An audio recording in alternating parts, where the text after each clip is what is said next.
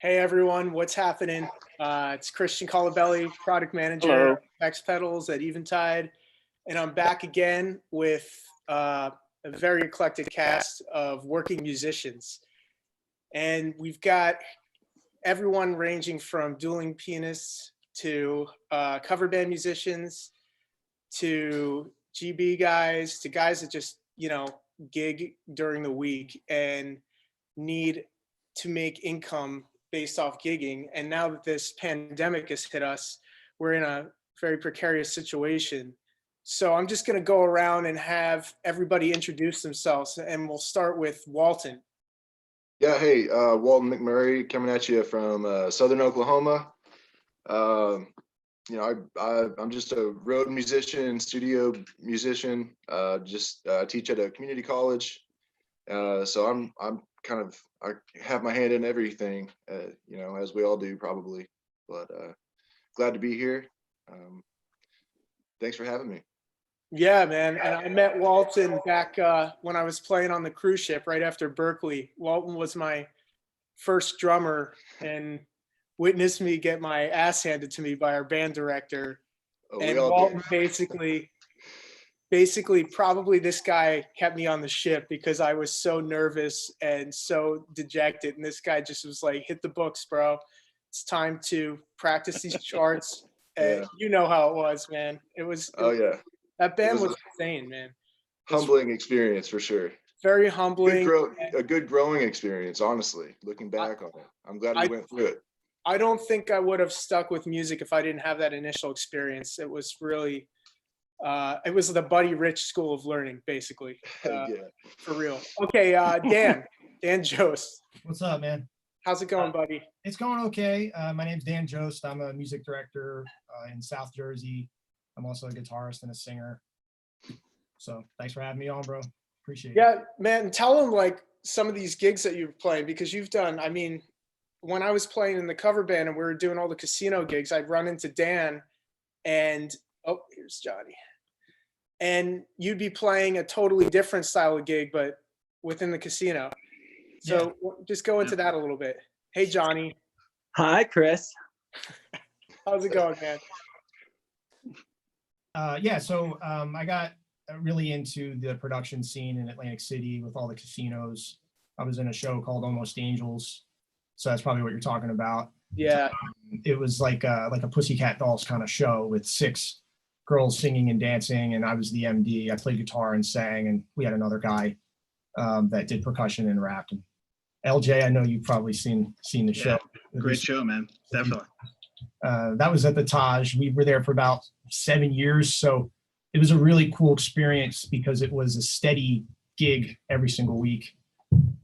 Show up, do the show, go home, leave your stuff in a closet, never have to break down, ever get paid every Friday. It was like as close as you would ever get to consistent bread and ever. So yeah, that went on for about 6 or 7 years, and we actually just brought the show back in 2019 for like 3 months. So that was cool too. That's awesome, man. And your wife was involved in that as well, right? Like that was. That's how I met her. She was the choreographer. So that's pretty insane, man. Out of trouble, but it was a good situation. Hey, man. Congrats. Mazel. Thanks, man. Matt Tobin. What's up? How's it going? I'm Matt Tobin. Thanks for having me on, you guys. Good to be with this esteemed group. I'm a dueling piano player, primarily a pianist and a singer, generally in the tri-state New York region. I live in the very northern borough of Manhattan, known as Hartford, Connecticut, at this point. So it's a little sarcasm for you there, but I'm happy to. I used to live in the city for a long time, just bought a house in the last year. So I'm very grateful to at least have the space to have these instruments around. Outside of that, I've been involved a lot in like the theater scene, and I'm a violinist in my original and most studied life. So a lot of sort of classical stuff and, just recordings and stuff. So it's whatever. Anyways, right now it's a lot of what the rest of you were doing. Man, I just had the opportunity a couple months ago to play a gig with Sir Matthew Tobin, and Steve Savage over there, who we'll get to in a second. And he, it was a breast cancer benefit, and he broke out that fiddle, and he turned a lot of frowns upside down. Let me tell you something. That could really play. Monster over there. Okay, LJ.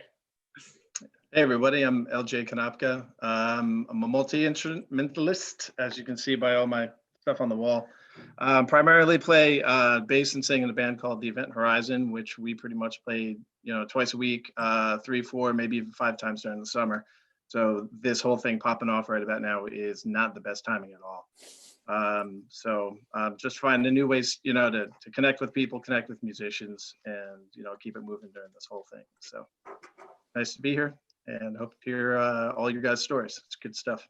Yeah, and LJ and I were, when I first came off the cruise ship, I joined the cover scene because it was one of my friends was like, hey, I know you need a gig. Like, this is good money. And for anyone out there who doesn't know, like, the tri-state area cover scene is like, it's insane. It is like really an incredible way to make money and still have enough time to, if you want, work a day job, or I know that that's like, Yeah, that's okay. blasphemy to say that in the to musicians, but you can do that. You can pursue original music at the same time. But when LJ and I were first in the scene, let's see, it was like 2010 or 2009 or 10? 2009, 2010. Wow. So the scene was totally different back then. 10 years ago, it was even crazier than it was today. Like, we had a full-time residency. We were playing Whiskey Bar in Hoboken, which is no longer there, every Thursday night. And then we would travel all over the place on the weekends. So we were making, it's nothing to underestimate. We were making anywhere from like $800 to $1,200 a week for like 3 gigs at that point. And for me, like, that was a godsend because I needed something. Plus, you can hone a lot of your chops there, work out ideas.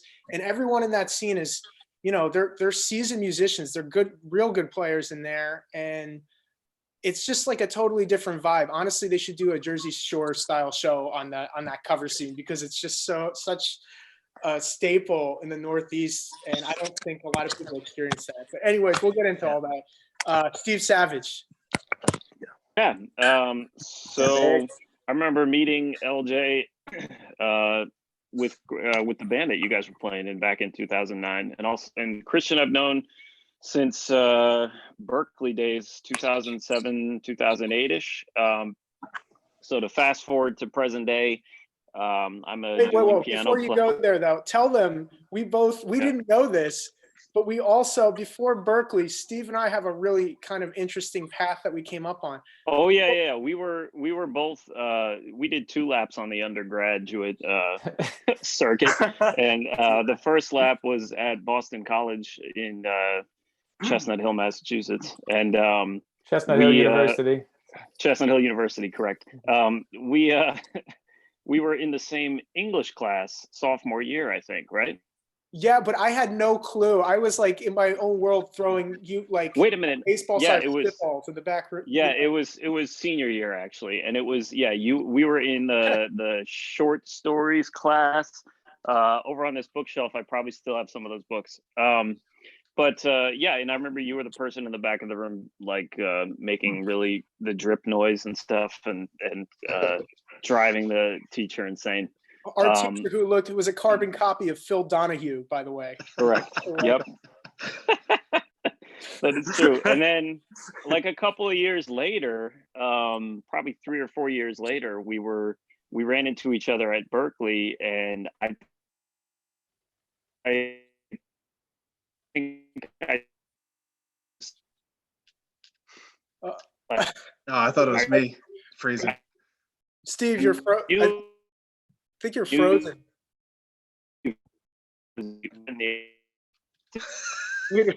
Steve, you turned into Optimus Prime, bro. Yeah. I thought it was the shrooms, but no, it's not. John. That was Starscream. Steve, we'll come back to you. Steve, we'll come back. Jonny, tell us what's up. Who are you? What's up, man? Good to see you, Chris. You too, man. I'm in Colorado Springs right now. I recently joined the U.S. Army Band, so I'm just jamming for Uncle Sam. But Nice. right now it's on hold because we can't, do anything playing out for people and stuff. I'm in the jazz band and marching band, so there's no gathering. So right now we're just kind of just practicing our butts off and, just working out. But other than that, it gives us time to kind of focus on other things too on the side.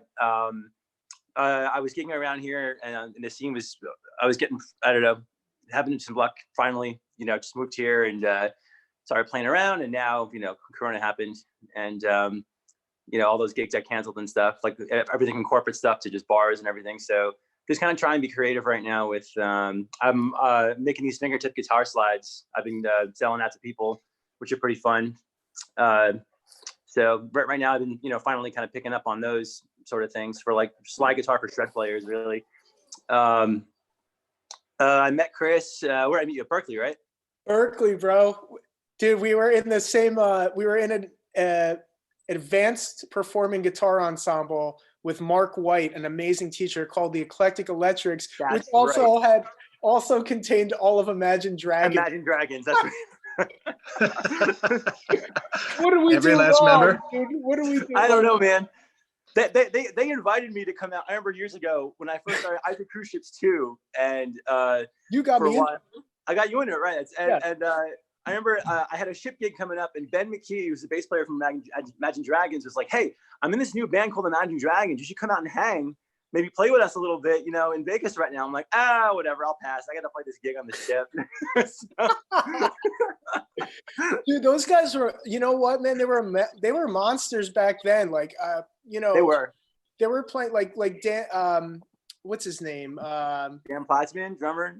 Platzman's amazing, but Wayne Sermon, yeah. He was playing like Bill Frisell stuff back in, and like I was like, dude, I remember those guys were like, this shit is never gonna make any money. We're just gonna play pop music, and I was like, yeah, that's probably a good idea. And then fast forward like 5 years, they were in Vegas playing like a casino circuit, and then the big song hit, and they're like massive superstars, and they use a bunch of Eventide gear. I'm still Nice. I'm still playing jazz fusion, so I don't know. Let's go back to Steve real quick. Steve, sorry. No problem. Can you guys hear me now? Oh yeah. Yes. Yeah. Good. Yep. Okay, cool. So where was I? Oh yeah, English class, spitballs. Right. And then we ran into each other at Berkeley a few years later. And Walton, you might be interested in knowing that I still have the outtake video from Christian's audition reel for the cruise ship. So yes, I want to see that. I want to see it. It was me, dude. Johnny, it was me playing those charts with all those strange enharmonic equivalents and chord spellings that were actually the same, but they were written differently in different measures. And then so I'd be sitting there trying to sight read it, and it's just me just saying "fuck." Yep. Yeah. All that I basically kind of stuff, right? Yeah. I basically we were trying to get a couple of clean takes for him to send off to the agency. And I remember like you kept making like one tiny error or whatever. and I cut together like a full like 4 minutes of Christian of just like constant F-bombs. You have that still? I do. We'll put it up in the links to this after the video. I don't mind. You guys can roast the shit out of me. And that was for cruises? That was to get on yes. Dude, they gave me a ridiculous like chart to read through with just it wasn't just like a chart that you interpret. It was like every single chord voicing was like written out. It was bizarre, man, or not bizarre, but it was like, it was tough to sight read because they were, how they write those charts on the ship. They're a joke. Yeah. Any chance, is that the Star Wars thing you did, Luke, I am your father? No, that was different. That was me dropping more F-bombs for outtakes for current stuff. I watched that about 25 times. We'll put a link to that too. Don't worry. We're noticing a theme here, Christian. But anyways, Steve ran into me and he was like, "Hey, I was in your English class in Berkeley." I'm like, "No way!" Like we're sitting there, and we ended up living over each other in apartments in the North End in the Italian section of Boston. And we'd sit there and practice all day. But this building was so old that the floor was like on a plane like this. So if you fell asleep in the living room, you'd wake up in the kitchen. It was Yep. like those. And they still charge way too much for it, I'm sure. They did. Yeah. They Yeah. did. But they Exit Realty. They gave me a break to take out. They said they'd take $25 off the rent if I took out the garbage. Little did I know they had bubonic plague rats living in the garbage. Oh my God. Fight them off. But anyway, Go ahead. That place was interesting. I remember at my apartment, the bathroom was like split into two tiny rooms. So there was just a shower in one room, and then like the sink and the toilet were in a completely different room altogether. It's very bizarre. And then so to fast forward, I run a dueling. I started doing solo piano bar stuff on cruise ships around 2008, and then I got into doing dueling pianos, traveling all around the States, and eventually doing some international stuff on ships and in the Caribbean. And Matt and I played together in Switzerland a while back, so we've been sort of all over, but basically doing piano bar entertainment. I like to say it's an entertainment gig that involves music, because the music that you catch depending on who's at the piano bar can vary all over the map. But anyway, so fast forward to end of 2018, I decided to start a company, and Matt's played a pretty big role in that as well. We both kind of run this Savage Pianos, and our first year, 2019, was it was so busy. I think it got busier than either of us ever could have imagined, to the point where we were doing a lot of events and weddings and fundraisers, all sorts of things, casinos, and a lot of the same circuit as the cover stuff that Christian and LJ did. And then also we finally landed like a residency in Manhattan where 3-4 nights a week where we're staffing piano players at a place called Haswell Greens. So it got to the point where last year, even as recently as February, on a Friday or Saturday, we might be employing like 10 to 12 musicians, either piano players, drummers. Occasionally we need somebody on like Christian, occasionally we need a guitar player or a bass player. So he ended up doing a gig with us, which was a lot of fun. Sure. And so then all of a sudden this all hit and it all stopped. So it's kind of weird. We had a very good first year where we were hustling, and I think the two of us were hardly, Matt ended up moving and like buying a house in the inside of the first year, and I don't even quite know, and he's expecting his first child in a month, so I don't even quite know how he was able to do all of that on top of the gig schedule we had, which was probably the busiest. And then all of a sudden it's just gone to nothing. So I think for the two of us and for the company, we're in a place right now where like we have a little bit of time where we're kind of like, all right, we can catch our breath and sort of think about like how we can come out and how we can do stuff when things get back online. But there's also the sense of like LJ said, well, the summer season's coming, and we've had so many events from April and May be rescheduled to the future, which is a nice thing to hear, that people are rescheduling as opposed to outright canceling. And our business has primarily been dealing with events for Matt and I, whereas we hire a lot of other players to do the bar stuff. Sometimes we do it ourselves though, but it's just, we don't really know. Everybody's in kind of a holding pattern. We see a lot of people in our business doing live streams. Some of them are, making a few bucks or doing well doing that. We haven't done one for logistical reasons, but also for just, we don't feel like compelled to go on and do one yet. I don't know, that might change in the future. But so yeah, sorry, I've sort of rambled on here. No, not a ramble. Yeah, it's great, man. That's actually kind of very pertinent info. Yeah. So how many people would you say, how many musicians do you have on your roster? Is it just is it like a set amount, or is it rotating? Well, yeah, so we have in New York, we have about, would you say, Matt, about 6 to 8 kind of? I'm going over the roster. Yeah, something like that. 6 to 8 to 10 that are regulars at the in New York, yeah. in this area. And then we have a couple players from other markets. Like we have a good friend, some of these people you've met, Christian, but we've got a couple players from like Michigan, Chicago, Nashville, and I'm probably missing somewhere else, but Boston. So we've got players in other markets that once in a while I fly them in to play a game. Like for example, in February, shortly before this happened, we had a house party private event where they wanted an hour of specifically like New Orleans, Dr. John style piano music before getting into the dueling piano thing. So that's something that I have a little bit of a handle on, but also a good friend of ours from Chicago, a guy named Joel Norman, it's sort of his specialty. And Matt happened to be on a cruise ship out of town that month. So I flew Joel in to do the event with me. And those are the kind of things that, with dueling pianos, it's such a very weird, specific type of gig that there's a couple hundred people in the country doing it, and then of those few hundred people, there's maybe 25 on my list that I'm thinking about calling when I'm hiring. But short answer is probably 10 to 12 people or so regularly.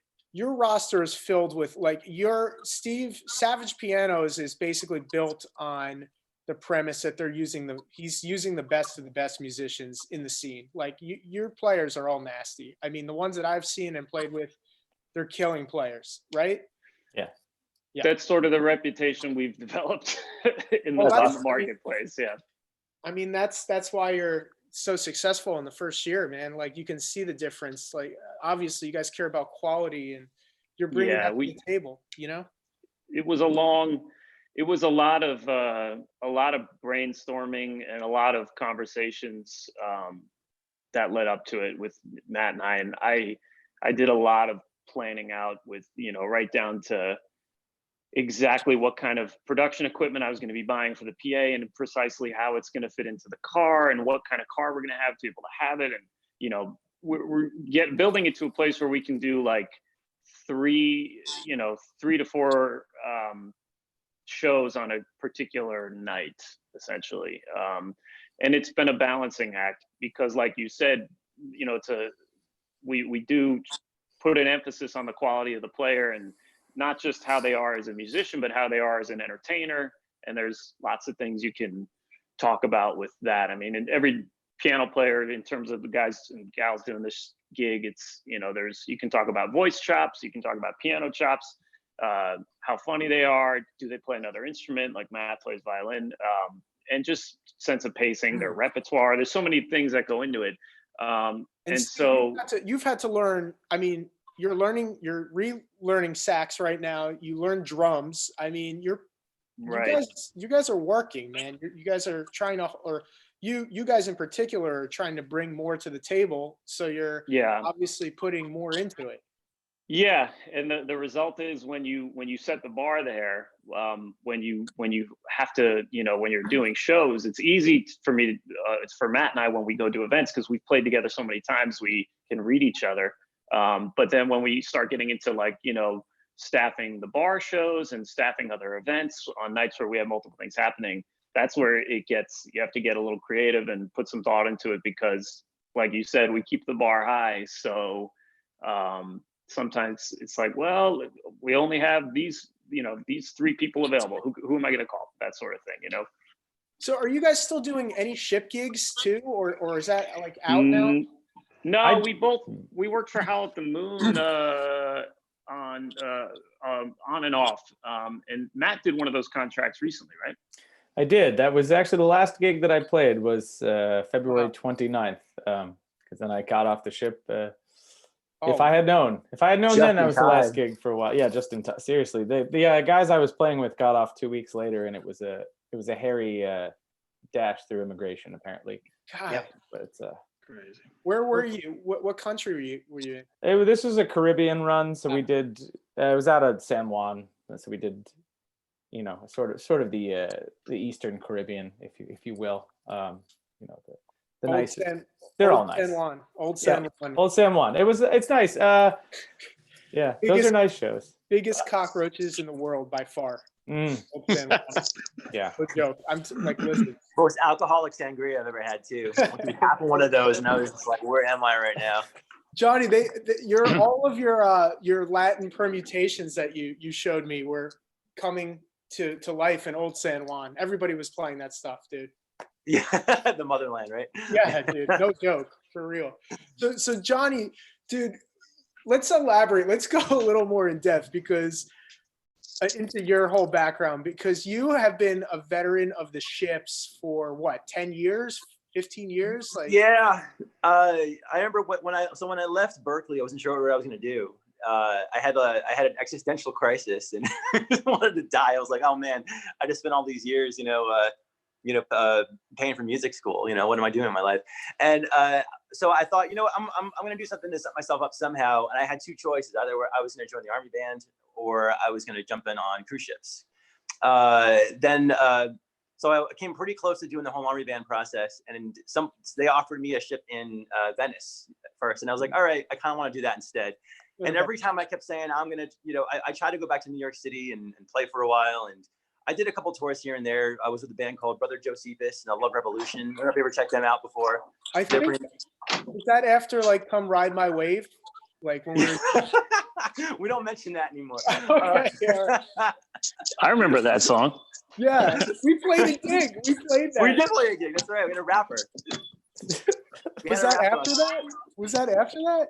That was after that. Yeah, I had just started on ships for a little while, and then I was doing the showman thing just like you were, and I didn't want to stop. I went back to the wedding scene, playing a few bands in New York City, but still I had too much student loans and shit going on. I was like, so I just kind of went back to the ships again, but didn't want to do the show band. I started doing the solo guitarist thing. So I got my own room doing that. That was fun, and you get paid a lot more doing the solo guitar thing. So I just trained myself up in hospitals singing and just volunteering in hospitals, and then got a repertoire together. Went back on the ships, got paid more doing a solo guitar gig.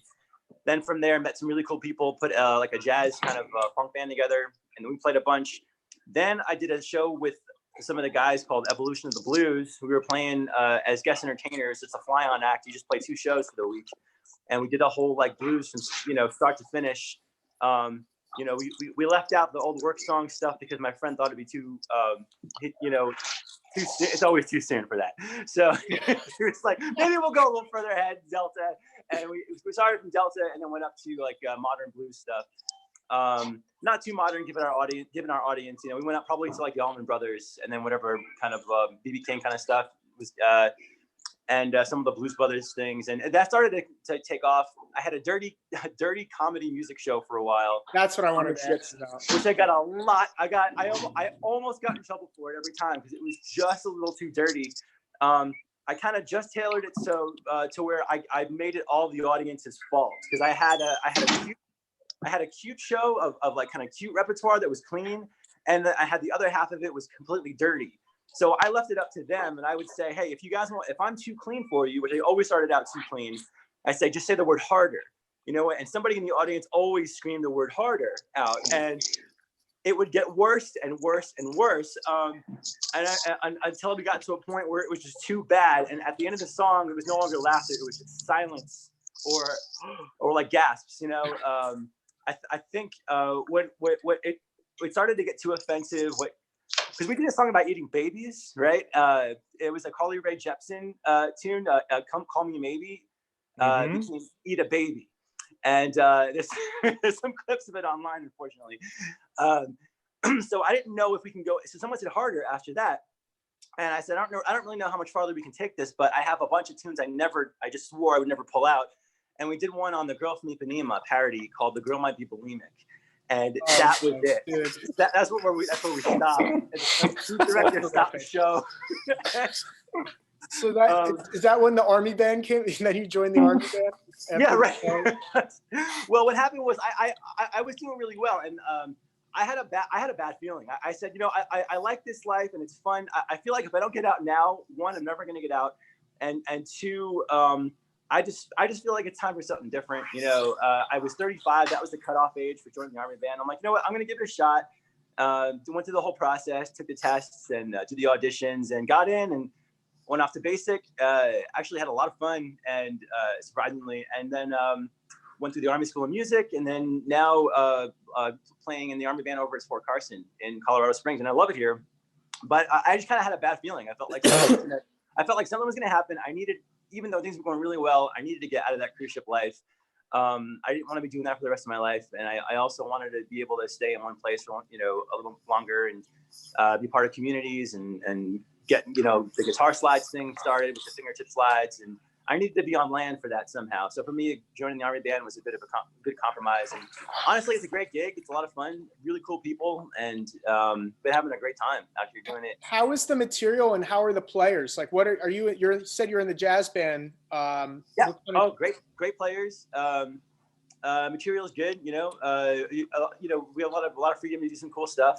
Playing for everything for different parts of the community, playing on bass, playing for dinner parties and stuff. And this, I'm just kind of getting started, but it's, like I said, it's a great gig. I enjoy the people I play with and work with, and really just the material's fun. I get to arrange music for the group, and I love arranging. And dude, that is Jonny Maldonado. It's Mr. Arrangement. This guy freaking had the most killer arrangements even back in the day. Walton, we listened to this kid's recital, all favorite things. Like, I used to play him. Oh, really? Yeah. I was going to say that. I was going to say that earlier.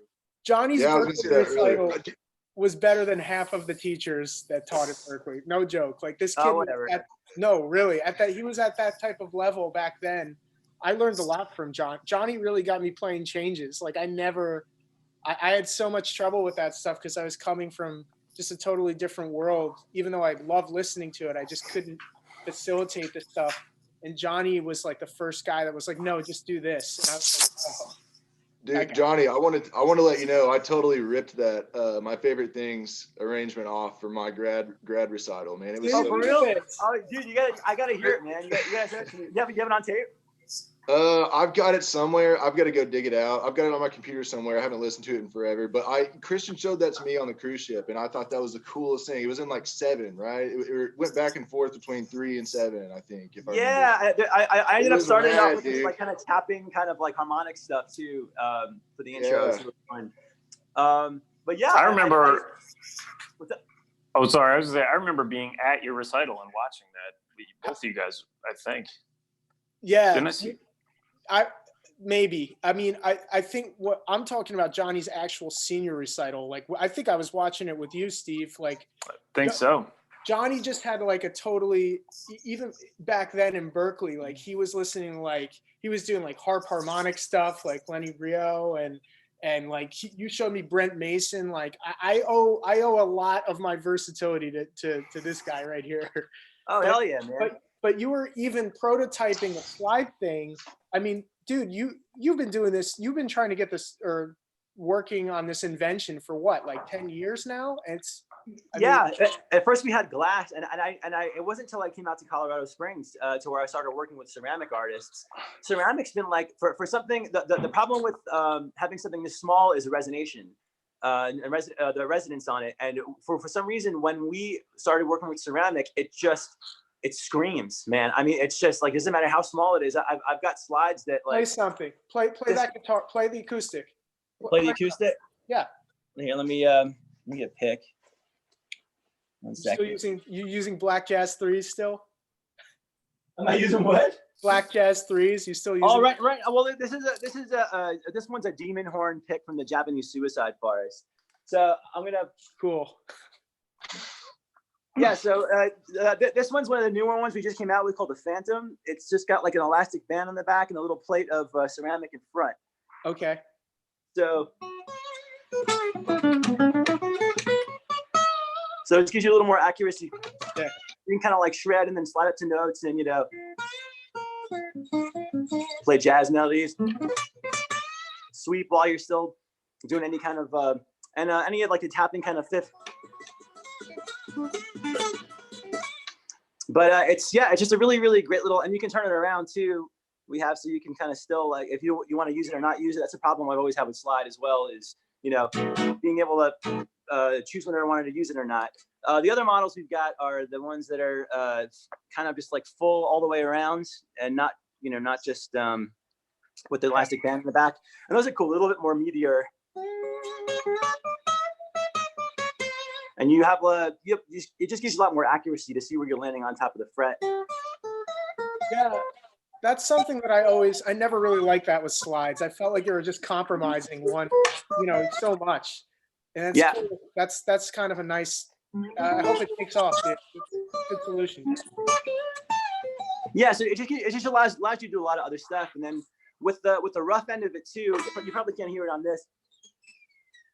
Oh yeah. But, you get more theremin kind of sounds. On the rougher end, we found if you don't glaze the ceramic on the bottom, you can get all kinds of weird theremin sounds with it, and it's like kind of ghostly kind of things. And but we're working on a video right now of maybe like, you know, 10, 20 tricks you can do with it that you can't do with a normal slide. And so yeah, I've had a lot of fun playing with it. We got it up on Reverb and even Etsy and eBay right now, and on our own website, thejavaslide.com.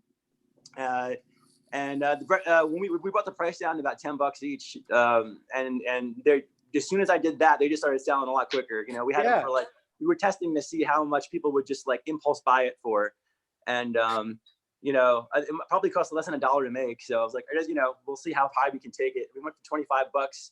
One guy bought it from Australia, and then we brought it down to like 20. Another 2 people, and then as soon as I brought it down to $9.99, just like click, click, click, click, click, and we started running out of product.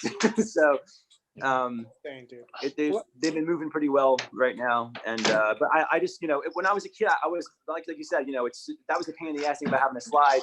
I had no freedom, and I wanted something for the fingertips, so I used to go to Sam Ash and Guitar Center, and nobody ever would tell me, oh, they don't make anything like that. They would always say nobody makes one of those. So I said, all right, great, well, let me try to get patented. Did a patent search, nobody had it. We patented every possible permutation of the product. You know, whether with a band in the back, 2 parts, 1 part, all the way through different kinds of materials, got that secured. And then from there, pitched it to like, you know, Dunlop and Fender. And a lot of the time they were super excited about it. When I sent them the models, they just ghosted me out of nowhere. We thought they were probably trying to steal it or something, but the patent's so damn good. I'm like, all right, you guys, I'm gonna go do it myself. So now we just started making it on our own, selling it on our own. And instead of dealing with licensing fees and distribution, I just literally put it in a box, use Sendle, that mail service. They come pick it up at my house, and the same as shipping normally. It's much cheaper, there's tracking, and then I just ship it out. So we'll see what happens. I've been sending them to like different guitar influencers, people like Philip McKnight, Mark Lettieri from Snarky Puppy just got one. Eric Krasno, Lionel Lewicki's got one. So yeah, just trying to kind of like, you know, put it out there right now and see how it does. And I'm really just curious to see what people do with them. It's just a really great way to, just a great kind of new accessory that really excited me and something I wanted as a kid, and I just kind of brought to life. And I've had more time now because of what's been going on to kind of pursue it and on the side. So yeah, that's kind of where I'm at with all that stuff right now. That's great quarantine fare right there. That's about as good as you can do in a quarantine, right? I'll say. Yeah. So Dan, what is it like down by you, man? I mean, what's going on in your world? Well, I live in a seasonal town where most of the business happens, you know, from Memorial Day to Labor Day. So if that ship sails and nothing happens in this area, it's not just musicians that are out, it's all the workers, you know, everybody that works in the casinos. I think there might be, I don't know, 20 or 30,000 people that be out of a job, and you got all the local businesses and the restaurants that are depending on people coming in from Pennsylvania, New York, Maryland, Delaware. So it's a scary time right now, just because so much activity happens, like LJ was saying, right at that summer. Like you're gearing up for it all year long. You might make 50% of your bread just in 3 months. True. I had 2 shows I was supposed to direct this summer. One was for 10 weeks. The other one was for 6. They were going to overlap. Plus I had my own band. I had my students. Like it was going to be an awesome summer. And it's just, you don't get time back. It's once it's gone, it's gone. Yeah. You can't like, hey, we're going to postpone this. Like what, in November, December, nobody's coming down here in the snow. Like it's over. Like So I think that's the hardest part, Dan, like you're saying, is you're gearing up for, this stage of the game. I mean, April, May is when you get everything running on all cylinders and Right. you get everything ready for the summer. And when you build your livelihood about that and you think through all of your equipment, like, Steve was saying through, all the ins and outs of, your setup and what have you, and, all the planning that you do from, a business perspective, and to have that all just lead up to nothing is just, it's devastating. It really is. It's Yeah, tough. Go ahead. it really No, goes go to show ahead. you that. No, go ahead, Johnny. I mean, it really goes to show you that we have to be kind of prepared for the absolute fucking worst. You know what I mean? Like business apocalypse, pretty much. And it's how do you prepare for that kind of a thing to where you're as sustainable as possible? Because like you said, yeah, I mean, it's not just us. It's everybody it's affecting right now. And so much so that people had to bring out that $1,200. I don't know how long that's going to last everybody, but I mean, it's just kind of it's more of a call for sustainability. People Right. we need to figure out a way. Yeah, absolutely. It's just, whatever we were doing, it's not working. And this is just like a small warning shot, I feel like sometimes. And, Probably. there just needs to be a change in the way everyone, not just musicians, but operates. And it starts from home, I think. It's a more of an issue of sustainability, self-sustainability. Yeah, and a lot of the businesses, especially down the Jersey Shore where, Dan and I play, if we don't open for Memorial Day, there's a lot of businesses that won't make it past Memorial Day. Just whether it's the ice cream guy or the hot dog truck or whatever, if they don't have that income coming in from Memorial Day that they're used to having, that is, like a crux of their business. I mean, there's going to be a lot of businesses that won't be able to sustain themselves through the rest of the summer. Yeah. It's unfortunate. Like, what do you do then? You take out a loan. I mean, you are, and then you got to pay that off. Yeah, shoestring some solution. Starting up, just kicking off probably too. And probably just breaking even. And now what are they going to do? It's crazy. Right. So, I mean, you're talking about the preparation that goes into the summer. Like, I don't think the people out there really know. Let's just go around. How many tunes do you think honestly? And we can go around in a circle and everyone can go ahead and give them an idea because it's insane.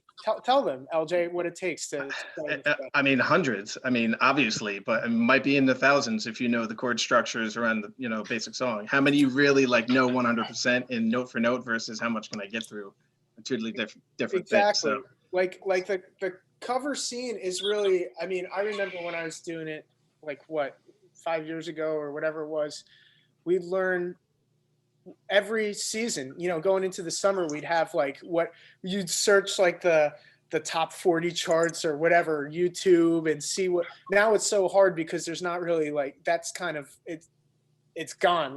Everything is a YouTube video or Instagram popular. So it's tough to even know what to play.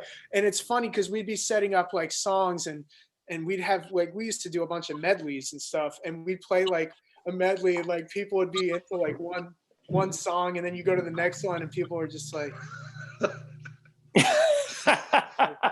and then you go to the next one and people are back and you're just oh, okay, well, cross that off. And now we got to splice this together. It's a mess, dude. Just knowing what people like these days is, especially the millennial crowd that mostly goes out to these bars that you're playing at. You're right. Fuck do I play for these people, yeah. Well, half of me, I mean, music was, at least when I was growing up, was so siloed. Either you're a metal guy or you're a jazz guy or you're a country guy. And it doesn't really seem like there's that many silos, so to speak, for millennials. It's all kind of just music and it kind of melts together and all these different, genres kind of flow together. So I don't understand it to a certain regard, but at the same time, I respect it because it's blurring the lines between all these different genres, at least that I grew up with. Absolutely. So Walton, tell us about the Oklahoma scene. I mean, because you're doing something that's really interesting, man. You're going out and playing. Are you still doing all the red dirt country stuff and playing the traveling shows? So tell them about that. Yeah, I mean, like I said, I've got the college job, so I'm that's kind of allowed me to be a weekend warrior, so to speak, where I can go out Thursday, Friday, Saturday, come home Sunday, and then I've got the full-time gig during the week. So and on the gig front now, I mean, it's a godsend having the teaching job, because it's put me in a situation where it's I literally just have to sit back. It gives me the time to sit back and practice and hone my skill and thinking about different approaches to the drums and percussion and songwriting, things like that. Where are you teaching? Say again. Where are you teaching at university right now, or where are you? It's just a JUCO, man. I just teach. They have like a music theater program, but I just teach like humanities and music appreciation, more or less. Great. So it's it's kind of one of those gigs where there's no reason to let it go. It's not time consuming. It kind of keeps everything fresh for me as far as music history or European music history and things like that. It keeps me listening to the classical standards and things like that. But yeah, when things are normal, yeah, I mean I play in kind of the red dirt Texas country Americana folk scene. That's real big in our area. We've got people like John Moreland and John Fulbright, Parker Millsap. I play with a guy named Mike McClure. I play with the Damn Quails. And Steve, you were talking about the virtual show, man. We just did ours this past Saturday, and we were real hesitant to do that just because it's, it seemed like everyone was doing that and asking for money, and we were just like, it's hard to do. Everyone's hurting. But we just thought we'd give it a try, man. And, we made sure the production was on point. The sound was great. It was more or less like a studio setting. We might as well have just been tracking a live record, and we just live streamed it. And it was awesome. It was so much fun. We made good money, but more than that, it was just great to get together and play. Cool. And it offered such a cool experience as far as, live performance versus, that virtual setting where, there wasn't the pressure to have so much of a set list. It was, the dialogue in between the songs was every bit as cool as the songs themselves, because I think people enjoyed, it was more or less like we were in everyone's living room, we'd play a tune and then we'd talk a little bit, play another tune. It was very relaxed. It was very cool, man. I mean, but yeah, I mean, the situation is I think has forced everyone to, to be creative and find different ways to keep things going. Yeah. What was your setup, Walton? Did you just have did you have a special camera for that, or what'd you do? Man, we each had a camera on all. So there were 5 of us. We each had our own camera. We had a light guy. He controlled the lights and the cameras, and just he kind of made it cool. Switched it up as far as getting a little bit of everyone just consistently. So you had camera views on each of your players while you're doing this? Yeah. And then we ran it through we ran it through Pro Tools and kind of EQ'd everything, and man, it was great. It sounded awesome, and it was very comfortable. Yeah, I just used a stripped down kit. I mean, I'm all about that. Less is more. Like, it was just kick drum, kick, snare, hi-hat, one cymbal, some percussion, and yeah, it was great. It was one of the most fun shows I've played in a long time, to be honest with you. No, cool, man. How did you feel about not having like any applause or any reaction once you finish the song? That's the weirdest part for me, is stopping and then it's like dead silence, man. It's like crickets. Well, honestly, I just didn't approach it with that mentality. It was, when I walked in there, I was a little bit nervous just because that's not the everyday norm. But when we got into it, it was more like just listening and communicating. Not having to deal with stage volume and all that stuff. It was very easy to really hone in on everybody and what they were doing, and it mentally I was in a different place, and it was great. It was a place that I hadn't been a lot in a while, just because the situation was so different, but it was much appreciated. I really dug it. Do you guys think that whenever this is over or gets close to it, do you think that people are actually going to, like you're talking about these Jersey Shore spots or even down south at venues, do you think that people are going to pour into these venues because they've been cooped up, or you think they're going to be so freaked out that they don't show up anyway? Like, will there be a gig? We're worried more about cash flow for these places that are starting out. If you're not making any money, you're going to be paying bands, straight out the gate, not knowing what kind of crowds you're going to have. So is it going to be a small crowd? Are they going to have limitations on the amount of people that you can have in the place? I think there's going to be a lot of people who are going to be scared to go out, even when, the ban is lifted. I know I'm not really going to race out and be like hanging out in, big crowds when it all is said and done. So it's just kind of taking it as it comes and seeing what the scene offers us, really. Think about Steve. Think about Steve and Matt. Like they've got to take requests on little pieces of paper. I mean, what's that going to be like? And yeah, and people. Gloves, sanitize. Dude, that's going to be like. You're going to have to do like. Yeah, I mean, I feel like for us in particular, it's a pretty, it's a germaphobe's nightmare. It's I don't know if you've ever sung along at the top of your lungs, but you're not spitting on everyone. You do that. So, hey, Jonny, we had a Facebook question. Where can you get the your Java slides? Okay.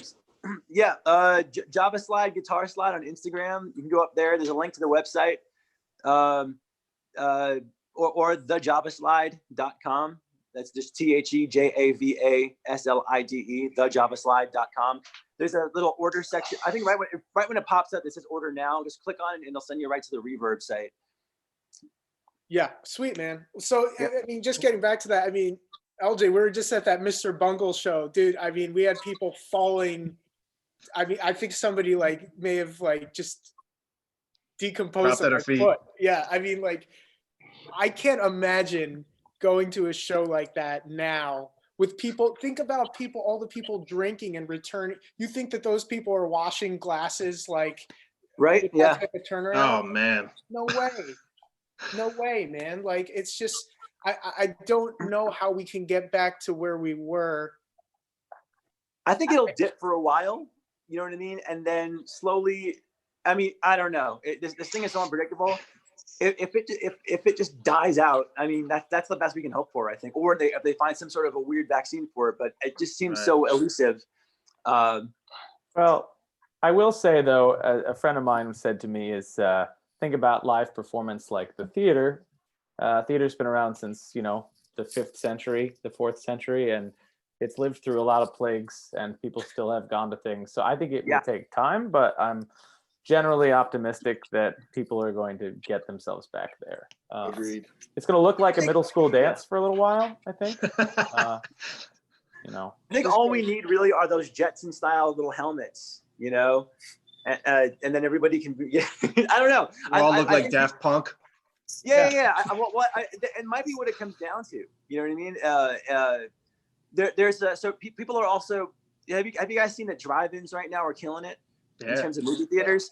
So some artists are now doing drive-in concerts where, I mean, it's kind of lame, but I mean, at the same time, it's still sort of alive. You can kind of see the people up on stage, but it's happening right now. I know a lot of the concerts, artists are just starting to do that now too.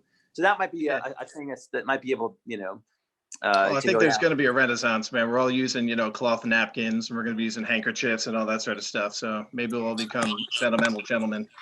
I think that I think for sure it's going to be a while before stuff like bars, casinos, that could be a while. Even with Matt and I we do a lot of private events, corporate events, weddings, stuff like that.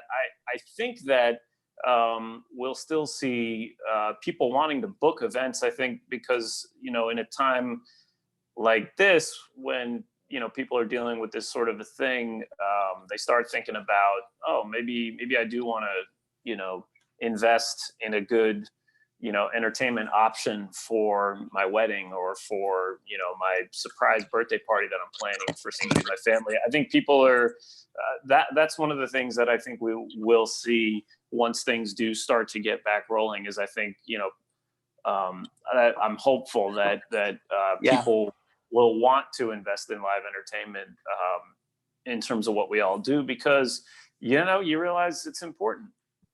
Right. So, maybe they'll just put plexiglass in front of the stage like they're doing at all these convenience stores. That way, maybe. I mean, you never know. They gotta get creative, some like those drum thrones. Everybody gets one, right? Like that encased kind of glass. The sound barrier, sound barriers, yeah. Well, listen, I'll tell you, we had people in Midtown Manhattan, literally right up until the final couple days before the lockdown, that final weekend, right before St. Patrick's Day, March 15, 16-ish. We had piano players that were still working in Midtown, putting on shows and, taking requests and people handing them cash. And they were, they were washing their hands, they were sanitizing, they weren't touching their face, but like, it's still remarkable to me. And even me, I was personally playing at the Borgata in Atlantic City right up until the lockdown. And of course there was hardly anybody there because everybody was so paranoid that weekend. But it's remarkable to me that like nobody on my staff got sick.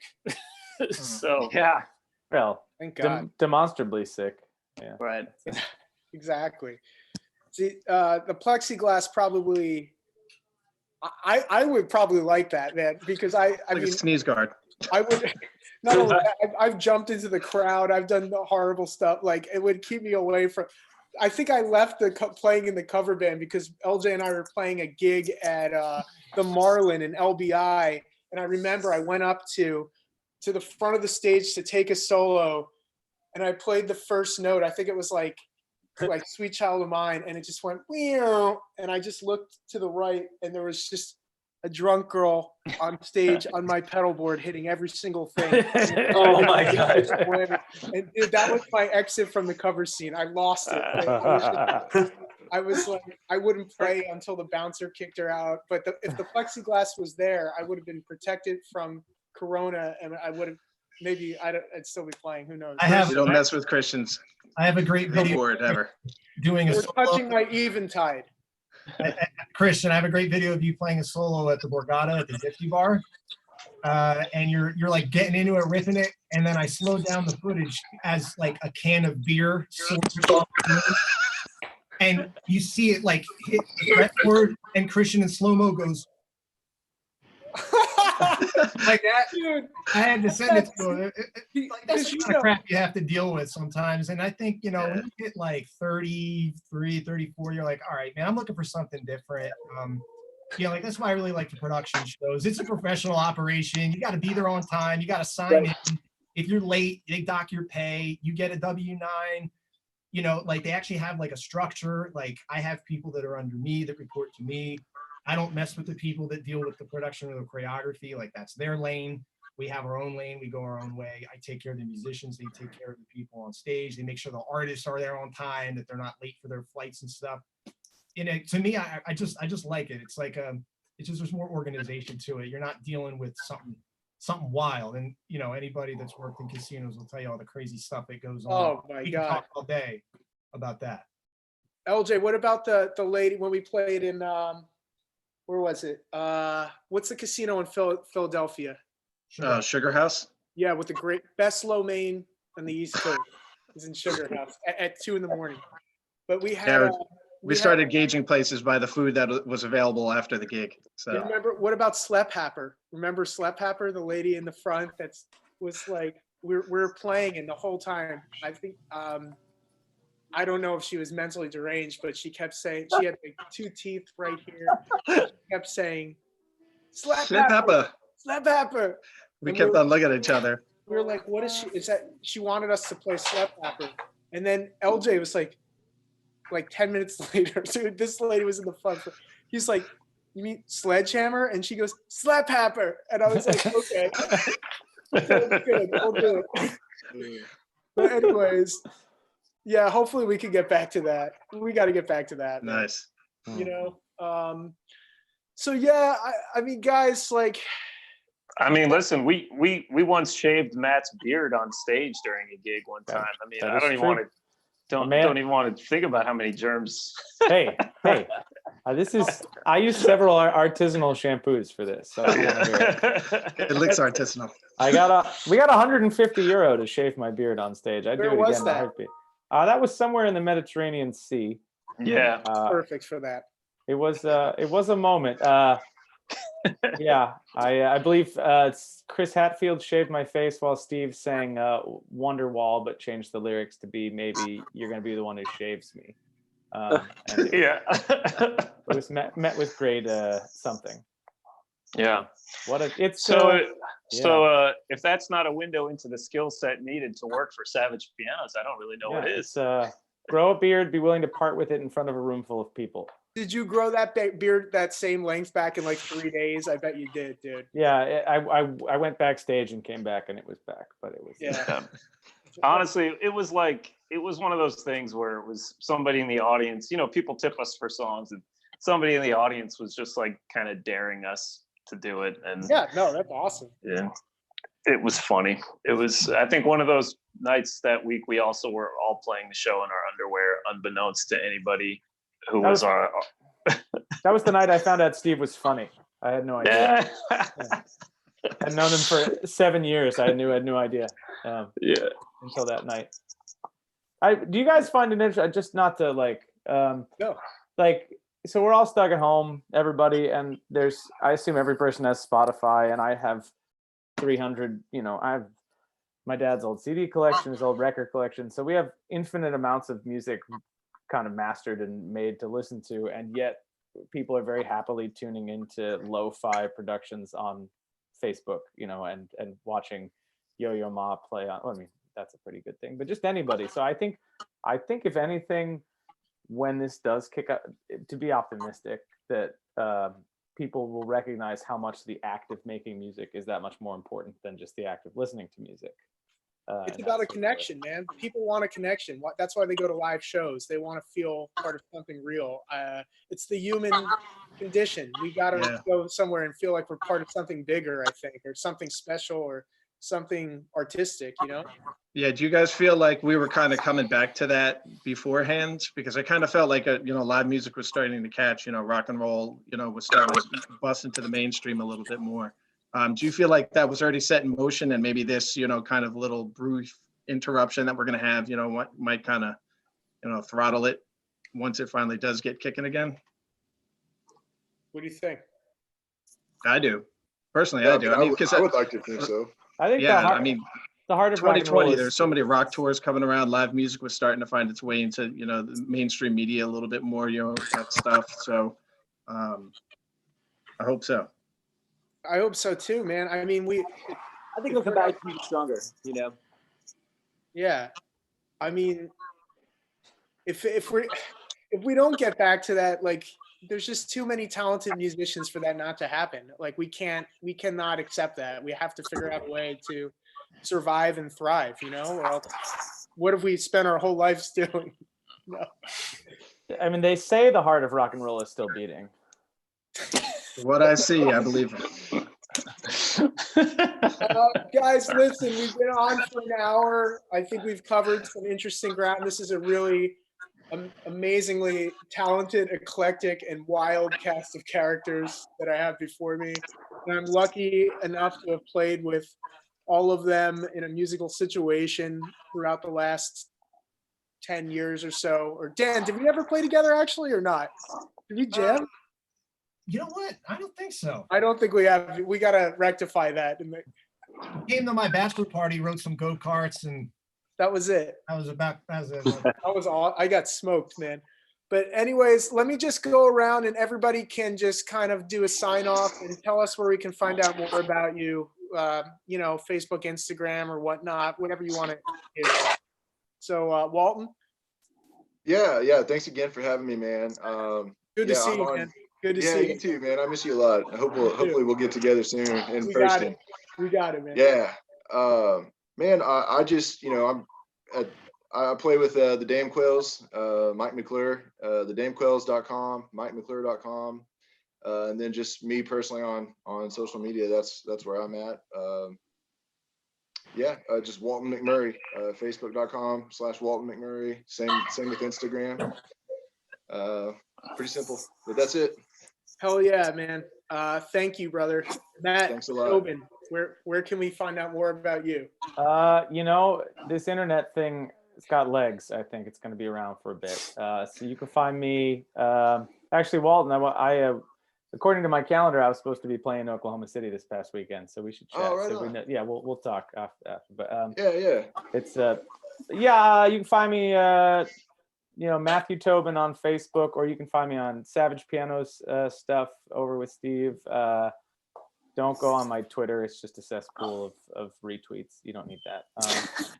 I'm not going to tell you what it is, so it doesn't matter. Matt is also a wordplay champion and a punning linguist. Right? Yeah, I've got some videos up if you like jokes. I also just recently wrote a parody of Desperado about filling out your census called head of household. So if you'd like to watch, Where can we find that? I'll text it to you, Christian. Maybe throw it in the link. I had to put it up on Vimeo because YouTube's younger brother. Yeah, I'll put it up in the link afterwards for sure. Thanks, bro. No problem. LJ. What's up, peeps? I'm LJ Konopka signing off. I got a bunch of different projects. You can look for me really just LJ Konopka on Facebook and Instagram. I play in a couple acts. The Event Horizon is a 5-piece, female fronted and male fronted that I play bass, sing, and play guitar for. I got an acoustic duo called the Semi Pros with my buddy Henry. Happy belated birthday, Henry. It was his birthday yesterday. I had to say that. Happy birthday, Henry. Happy birthday, Henry. And also a band called The Outsiders, which is a 3-piece trio, and we basically do all big guitar rock, stuff from the 70s, 80s, up through the 90s grunge. So check us out, and hopefully we'll get a show when this all loosens up. Awesome. And you guys are playing, the Outsiders are playing like 80s and like rock deep cuts. Oh yeah, it's everything. GNR, AC/DC, White Snake. It's all But all they hair are metal digging. stuff. They're digging. It's not like your So- typical radio stuff. They're going like they're playing like it's the 7th track. yeah, on the it's record. a little deeper. So Right. There you go. All right, Johnny. Yeah. So I guess check out if you're interested in fingertip guitar slides, either the Phantoms, with the bands on them, or the all around ceramics. The Java slide, that's THE Java JAVA slide.com, or the Java slide guitar slide on Instagram. Lots of live music stuff coming up. Some gonna have a couple collaborations if anybody wants to get into it too. We're all sharing fan bases. A bunch of my friends, we're gonna probably be doing sort of songwriter circles where everybody gets a song or two and just gets to kind of talk about their lives and what's been going on, and maybe 10 people. So that's Jonny Java Mantra. So a lot of really good things coming up there. Probably some more joke tunes and random stuff. But yeah, check that out definitely. And Instagram, Jonny Java Mantra. And Johnny, I'm definitely gonna demo that slide for you, man. Like that's maybe I'll play it through some Eventide stuff. Cool. But it'll be some crazy. Oh, you kill it, man. Yeah, send me your Addy, dude, or anybody. Yeah, I'll send you some over there. All right, sweet man. Dan, how about you, buddy? What's up? First of all, man, just thanks for having me. This is the most people I've talked to in 6 weeks. It's nice to meet everybody. I've been desperate for like social interaction. I find myself chatting it up with the cashier at Walgreens just to like say, how's it going? But good to see. every time I go, like it gets longer, like there's more tape on the ground, there's more shields in place, like but anyway, yeah, my name's Dan Jost, and you can check me out on Instagram at Dan_Jost. You can also check out my band Black Card Gene on Instagram. We play a lot of R&B and pop, and it was going pretty good for a little while. I was excited about it. Dan's a really I love killer. He's a really killer band leader. He really kind of grew into that role, and really cool with cool arrangements and very professional sounding. So definitely check him out. And he's a hell of a singer too, actually. Thanks, man. So definitely check him out. Steve, how about you, bud? Yeah, so I think the easiest thing for checking out our dueling piano company is just at Savage Pianos on Instagram. You can see all of their, we got tons of performance footage from lots of different talented people on the roster, and there's also our website is savagepianos.com. Pretty easy to find, but yeah, this has been fun. Thanks for having me on. Absolutely. Guys seeing you. out there in Facebook land, thank you so much for tuning in. This is Christian Colabelli. Stay safe, stay healthy, and stay home. And listen to music. All right. That's right. Nice. See you guys. Thanks everybody. Bye, guys. See you next time.